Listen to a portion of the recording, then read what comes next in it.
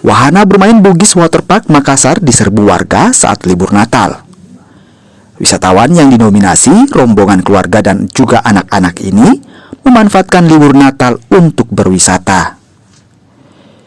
Wisatawan tak hanya dari Makassar, tapi juga dari berbagai daerah di Sulawesi Selatan. Potongan harga yang diberikan pengelola membuat wisata wahana air ini pun membludak saat libur datang.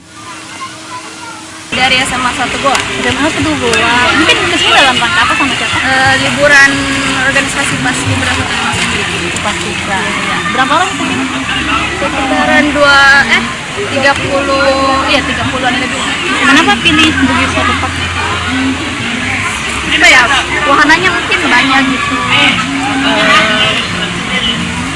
Adem di sini enak. Wahana atau tempat yang paling favorit ya?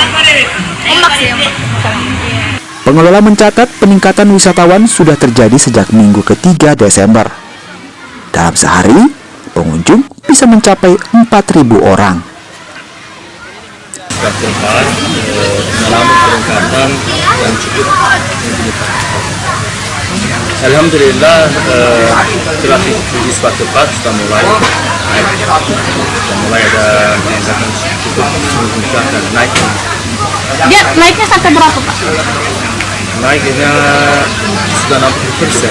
Sudah 60%. Tapi ini nanti masalah libur bulan Natal tahun ini sudah di angka 120%.